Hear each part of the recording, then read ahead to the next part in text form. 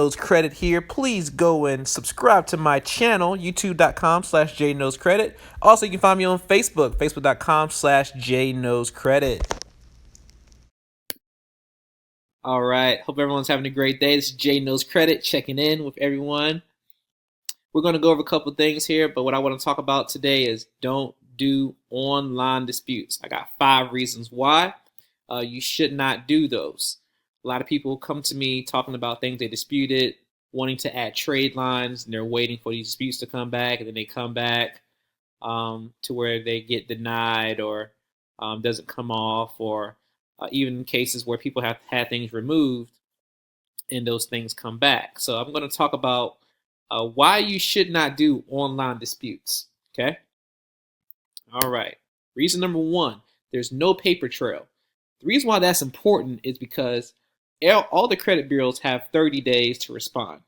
I say 36 business days just because that's really their cutoff. A lot of times you'll read online, they'll say 30 business days, but they actually have 36 business days. Or sorry, it'll say 30 days online when you read a lot of articles, but it's 36 business days. That's how much time they have in order to respond to get something either taken care of, taken off your credit report, or actually have it verified as factual on your credit report. So you want to have a paper trail. The reason why paper trail is so important is you want to do a certified mailing. So that way it has a timestamp and it knows the exact date when it was sent off. So you can always say, hey, and show that proof that I shipped it off on this date, so I should have had a response by this date. All right.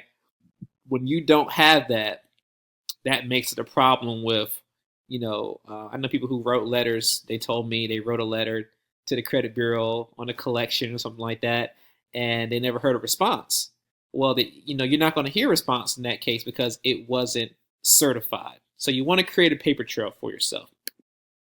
Second thing, they're not handled the same way. What I mean by that is online disputes and written disputes are not handled the same way. And I'm going to show you some details on that, okay? So it was revised to include online disputes. When I say it, I'm talking about the Fair Credit Reporting Act, okay? It was revised under Section 611A8. In this section, it says that the agency may disregard other paragraphs if the information is deleted within 3 days of notice of a dispute. So if something was to come off your credit report in 3 days, they don't have to send you any information, any proof or anything like that. Now, let's get more into that. The paragraphs to be disregarded include the following requirements.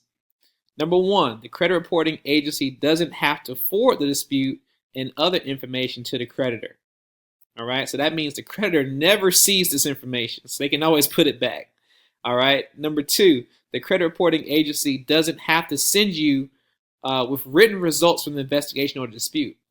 When you have written information, you can actually go back and get something taken off your credit report that may have come back for whatever reason. When you have that paper from Experian, Equifax, TransUnion to show, hey, this is already removed, it shouldn't be back up there again. You can send that off, mail it or whatever, fax it into them, and instantly it can be taken off. Okay, that's the power of having that paper trail. Number 3, the credit reporting agency doesn't have to show the method of verification. Okay, they don't have to show anything at all, which is a big problem when it comes to getting stuff back off your credit report if it returns. All right. Number 3, and I've been talking about this already, but negative items can return. They can come back. When you get something removed from your credit report, when you have it written, it can only post to your credit report twice. Only twice. After the second time, it's not allowed legally by law to come back on your credit report.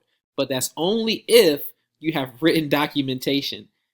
Online disputes, you can dispute something online 25 times. And they can be removed 25 times. But it can always come right back because you have no proof. Okay.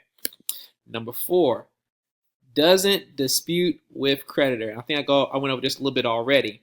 But the creditor never receives a letter or response when you do something online. The actual credit bureaus will verify it themselves. but they don't have to go through the creditor for that. They go through a third party for that. All right. So the creditor themselves never get any information from the credit bureaus when something's disputed. All right. And number 5, it doesn't educate you. This is very big for me. For the people who are trying to even repair their own credit or trying to get one item off or something like that, it's better to go through the process of doing things yourself. Whether you're online researching somewhere, trying to find certain type of dispute letters or anything like that, you want to know how it's done. So just going through the process, it may not be something that you really want to do, but people who want to learn, it's better to actually go through and write a letter yourself. Go get a certified letter. Go find a template somewhere, and try to fight something yourself that you have one negative item on. I'm not here to just tell you to come sign up with me and for me to get financially get more finances, let me say, from you by repairing your credit. If you want me to repair your credit, I definitely don't mind repairing your credit.